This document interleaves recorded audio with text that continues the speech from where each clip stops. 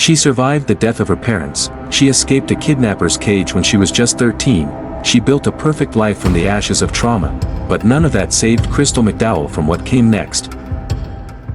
On the morning Hurricane Harvey slammed into Texas, Crystal vanished, without a trace. No screams. No witnesses. No struggle. At first, they blamed the flood, but when the waters receded, what they uncovered wasn't a tragedy of nature, it was something much colder, much darker, and far more deliberate, because Crystal wasn't lost to the storm, she was buried by the man who once promised to protect her, and the way he did it was almost perfect, until one camera, one child, and one fatal mistake blew his secret wide open. This is the story of Crystal McDowell, and the storm that didn't kill her, but helped cover her murder. Welcome to Dark Chronicles, where shadows hide the truth. It started with a storm. But not the kind you'd expect. On August 25, 2017, as Hurricane Harvey crept toward the Texas coastline, most residents were preparing for disaster in the form of rising waters. But for one woman, Crystal McDowell, the true threat wasn't the weather. It was something far closer. Something far more personal. Crystal was a mother of two. A respected real estate agent in Baytown, Texas. And, on the surface, she had it all: beauty, success, a fresh start after a recent divorce. She was building a new chapter, falling in love again, and holding on to the hope of peace after a life filled with turbulence. But on the morning of August 25th, Crystal vanished. Just like that. Gone. At first, the timing seemed tragically unlucky. A massive hurricane was bearing down on the city. Floods were everywhere. Communications were down. Missing persons reports were piling up. But as the days wore on, it became harder and harder to believe that Crystal had simply disappeared into the chaos of nature. Something didn't add up. Something felt off. Let's go back. Crystal was born in 1979 in Baytown. Her childhood was a storm of its own, both parents battling addiction, and by the time she was just 11, they were gone. Dead. That alone would be enough to unravel most people. But Crystal kept going. Until 2 years later, life threw her into another nightmare. She was kidnapped. Held captive, assaulted, and locked inside a chicken coop. And yet, she escaped. That's who Crystal was. She survived. She was taken in by her aunt and uncle, people who gave her the closest thing she had to stability. And she clung to it. She worked hard. She graduated. Became a flight attendant. Traveled the world. Then, she met Steve McDowell. To her, he was a breath of fresh air. Charming. Playful. Someone who made her laugh again. Someone who reminded her what happiness might feel like. They married in 2007. 2 children followed, Madden and Maui, and with them, came what seemed like the life Crystal had always dreamed of. But social media photos don't always tell the truth. Behind the smiling faces, there was something darker. Jealousy. Control. Secrets. Crystal had affairs during her travels. And Steve, growing increasingly paranoid and possessive, spiraled. Their fights escalated. In 2008, Crystal filed for divorce, just 1 year after their wedding. But Steve threatened to end his life if she left. And so, Crystal stayed. Another cycle. Another pattern. Fast forward to 2017. 10 years of a fragile marriage later, Crystal had had enough. She finally filed for divorce, again. This time, it went through. But even after the separation, the two remained oddly entangled. She helped Steve buy a house. Even lived with him temporarily, just to help the kids transition. It was unconventional. But Crystal always put her children first. She wanted peace. She wanted to keep things civil. But Steve, he wasn't ready to let go. He kept wearing his wedding ring. He acted like she'd come back. Like the divorce didn't count, and then came Paul. Crystal met Paul Hargrave, a local jeweler, and everything changed. For the first time in years, she felt free. She felt loved. And she wanted more. She made plans to move in with Paul. She even invited him on a family cruise, a trip that had originally included Steve. When Paul declined, Crystal uninvited Steve. What she didn't know was that Steve had been planning to propose to her on that cruise. A final, desperate move to reclaim what he thought was his. And now, the man who couldn't accept losing her, had lost her completely. On the morning of August 25th, Crystal left Paul's home around 7:10 a.m. She told him she was going to Steve's house to pick up the kids and wait out the storm. Security cameras showed her leaving, purse and shoes in hand, wearing a long dark dress. And then, she vanished. Hours passed. She missed 2 real estate appointments. Her phone went silent. At first, no one panicked. Harvey was wreaking havoc. Communications were failing. But by the next morning, her Uncle Jeff knew something was wrong. Crystal was always in touch. Always calling, texting, checking in, and now, nothing. But even as her family grew frantic, local police were overwhelmed. Floodwaters were swallowing entire neighborhoods. Emergency calls were non-stop. Resources were stretched thin. And Crystal McDowell, just one missing person among many, wasn't a top priority. Still, the investigation began. Police started digging into her life. They spoke to friends, co-workers, family, and, most importantly, the 2 men in her life, Steve and Paul. Here's where it gets strange. Neither man had reported Crystal missing. Both failed polygraph tests. Both gave accounts that didn't quite line up with the evidence. And both had their own dark secrets. Paul cooperated at first. Let police search his house. Handed over phone records. But then he made a curious move. He gave surveillance footage of Crystal to the news, before giving it to the police. Not just that, one of the clips had the wrong date. It looked like it was from a week earlier. Investigators started wondering, was Paul hiding something? Then his ex came forward. She handed police recordings. In them, Paul made threats. Talked about kidnapping her future child, just to make her suffer. The perfect boyfriend image started to crack. But if Paul looked suspicious, Steve looked worse. He told police Crystal never came to his house that day. But their daughter, Maui, said otherwise. She remembered hugging her mom. Remembered seeing her. Remembered her being there. That contradiction. It opened the door, and then came the car. 4 days after Crystal disappeared, a black Mercedes was found in the parking lot of a flooded Motel 6, partially submerged in muddy water. It was Crystal's car. Unlocked. Keys still in the ignition. No sign of forced entry. No obvious damage.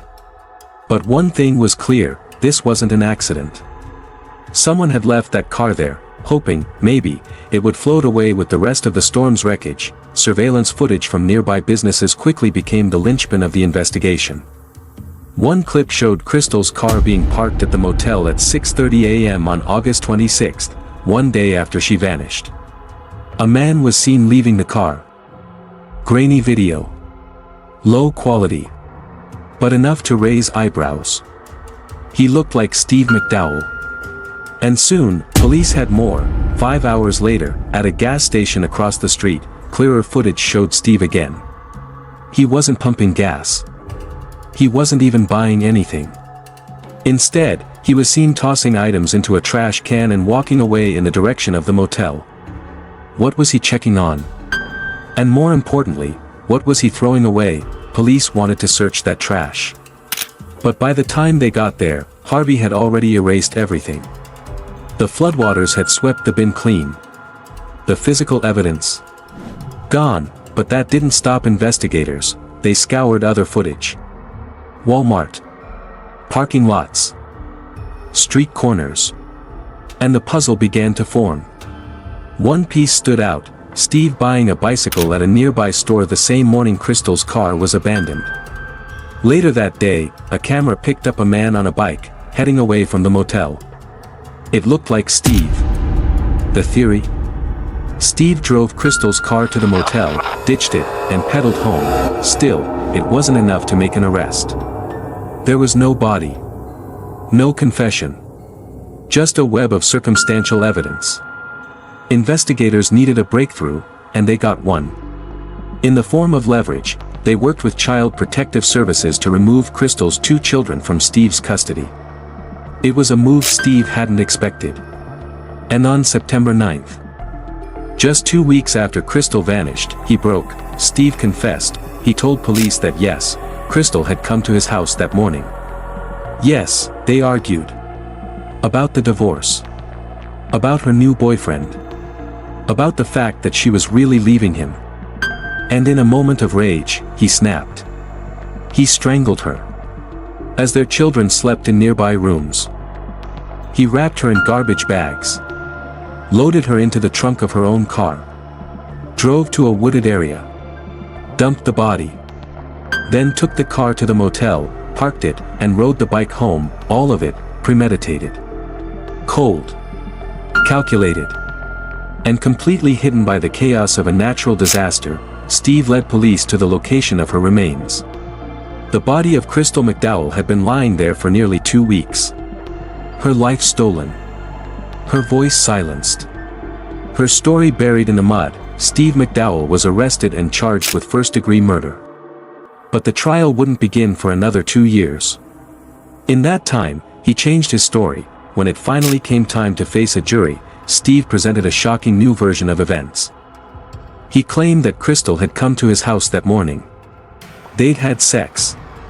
And in a moment of passion, as he hugged her, he accidentally squeezed too hard. He didn't strangle her in anger, he said. He just hugged her to death. His defense team framed it as a crime of sudden passion. Under Texas law, that's a key distinction. If the jury believed him, it could mean a reduced sentence, as little as 2 years.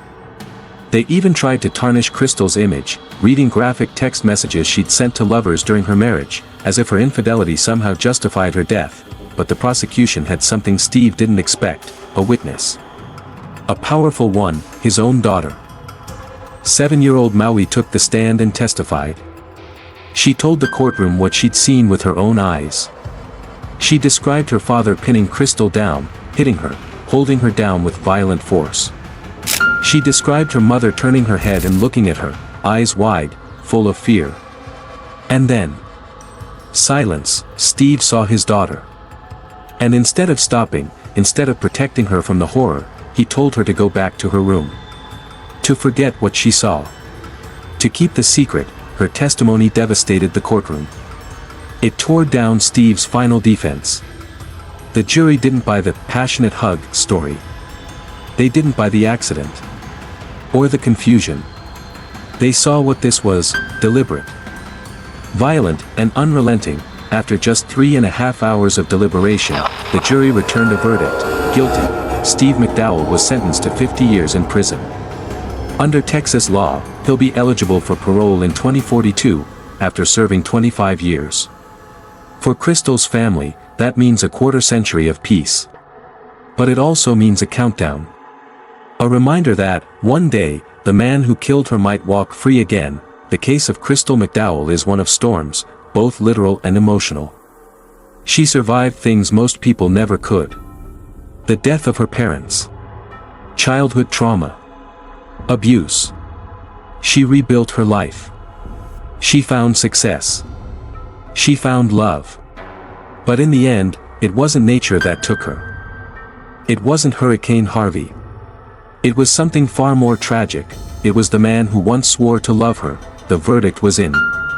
Steve McDowell, husband, father, killer, was found guilty of murdering Crystal McDowell. A 50-year sentence. But even as the courtroom cleared, the real story was far from over, because this wasn't just a murder trial. This was a story about control, about obsession, and about what happens when love curdles into something darker. For Crystal's family, the sentence brought a degree of closure. But no one called it justice. Not really. Not when the man who took her life could be eligible for parole in just 25 years. Not when their daughter had to relive the horror on a witness stand. Not when her 2 children would grow up without a mother, and then, possibly, one day, face the return of the man who took her away. And for many, that possibility is hard to accept, because Crystal's murder wasn't spontaneous. It wasn't heat-of-the-moment passion. It was a slow-burn tragedy that everyone around her had started to feel but couldn't stop. Her family had noticed Steve's behavior long before that final morning. His possessiveness. His jealousy. His quiet refusal to accept reality. They'd seen it in his words. In his eyes. Even in his ring finger, still clinging to the band long after Crystal had taken hers off, and while the defense tried to paint Crystal as reckless. Unfaithful, impulsive, the truth was, none of that mattered. Because no text message, no affair, no new relationship justifies murder. In the aftermath of the trial, the media revisited Crystal's case with new eyes. National programs highlighted the strange timing of her disappearance. The eerie way Hurricane Harvey had become the backdrop for a deadly act. Reporters questioned how many other crimes had been hidden beneath the storm's waters, how many tragedies had been delayed, obscured, or ignored because nature stole the spotlight, and then, the public focused on something else, the investigation itself. Baytown police had faced massive challenges. Flooded streets. Scattered priorities. A media circus. Yet somehow, they had pushed through. Pulled evidence from drowned surveillance systems. Tracked a suspect through washed-out neighborhoods. And ultimately, secured a confession. Still, many questioned why it had taken so long. Why had Crystal's children remained with Steve for days after her disappearance? Why weren't red flags acted upon sooner? Why did it take the removal of the children to force a confession? It raised uncomfortable questions about law enforcement's ability to protect victims during times of crisis, and whether more proactive intervention could have saved Crystal's life. But beyond the legal and procedural fallout, there was a quieter story unfolding. A story of grief. Crystal's loved ones had to pick up the pieces. Her aunt and uncle, who had raised her like their own, found themselves parenting all over again, this time, with Crystal's kids. Her friends, once the cheering squad behind her booming real estate career, now became the guardians of her memory, and Maui and Madden, their lives would never be the same. The trauma they carried wasn't theoretical. It was real. Maui had testified in court, yes, but what about the nights afterward? What about the birthday parties Crystal would never attend? The school milestones she would never celebrate? The family photos forever missing a piece. Paul Hargrave, Crystal's boyfriend at the time, remained mostly silent after the trial. Though he was initially scrutinized during the early stages of the investigation, he was never charged with any crime. His image, however, never fully recovered. The security video confusion. The unsettling claims from his ex. It all left a cloud. Not of guilt, but of unanswered questions. And in the world of true crime, ambiguity sticks like blood on the wall. Still, the case had its lessons. One of the biggest. How abusers often hide in plain sight. To outsiders, Steve McDowell looked harmless. Kind, even. He was the man Crystal once called the love of her life. The father of her children. The one who made her laugh, made her feel seen. But somewhere along the way, love turned into control. Affection became surveillance. Protection became possession, and Crystal saw it. She knew, she told her friends, if Steve finds out about Paul, he'll kill me. She said it casually. But beneath the surface, there was real fear. Because deep down, she understood what he was capable of, and she was right, in a moment where she should have been safest, in the home she had once shared with the father of her children, she was ambushed. Strangled. Disposed of like a problem instead of a person. Crystal's case also sparked broader discussions about domestic violence. How often do we miss the signs? How often do victims try to keep things peaceful for the sake of the kids? Only to put themselves in even more danger. How often do friends and family dismiss subtle warnings, until it's too late? Advocacy groups began referencing Crystal's story in training materials. Law enforcement seminars cited the case when discussing how to approach missing person reports during natural disasters. Podcasts, YouTube channels, and documentaries dissected every angle, showing how a storm both concealed and revealed a brutal crime, and while the public continued debating the details, one fact remained inescapable: Crystal McDowell was dead. Not because of a storm. Not because of an accident. But because of a man who couldn't let go. Today, her memory lives on in her children, in her friends, in the photos she posted online, in the clients who remember her as the smiling realtor who could light up a room. But more than anything, her story is a warning, a reminder that the greatest threats don't always come from outside. Sometimes, they're waiting behind your own front door. In the years since the verdict, the legacy of Crystal McDowell continues to evolve, shaped by both heartbreak and resilience. Her story has been featured in true crime documentaries, news specials, and podcasts across the country. Not because she was famous, but because her death revealed a truth we often overlook, that sometimes, the people we fear the least can do the most damage. Steve McDowell may be behind bars, but the shadow of his actions still lingers. For every survivor of domestic violence, Crystal's story feels eerily familiar. The charming abuser, the escalating control, the hope that things might change. And then, suddenly, they don't. What makes her case even more chilling is how close she came to escaping. She had rebuilt her life, had a new love, a new career, a plan for the future. And still, it wasn't enough. Her murder didn't happen in the middle of a bitter custody battle. It didn't happen during a violent public breakdown. It happened during what many believed was a peaceful post-divorce transition. Crystal had even gone out of her way to help Steve, buying him a house, letting him spend time with the kids, staying civil for the sake of co-parenting. But for a man like Steve, that civility was misread. Not as closure, but as possibility. He thought she'd come back. He convinced himself that she should, and when she didn't, when Crystal chose freedom over familiarity, he snapped. That morning, Crystal showed up to Steve's house expecting to co-parent, to protect her children, to make it through a hurricane. Instead, she was killed in cold blood, strangled by someone who once promised to love her forever. What makes this story even more haunting is the role Hurricane Harvey played, not as the cause, but as the camouflage. A Category 4 storm, historic flooding, emergency responders stretched to their limit. If Steve hadn't confessed, if Crystal's family hadn't pushed, this case might have been buried with the storm. That's the frightening part, how close he came to getting away with it, how the timing, the conditions, and the chaos almost allowed him to vanish her, without a trace. But Crystal's family refused to let her disappear. Her aunt and uncle, who once saved her from a childhood of instability, did it again.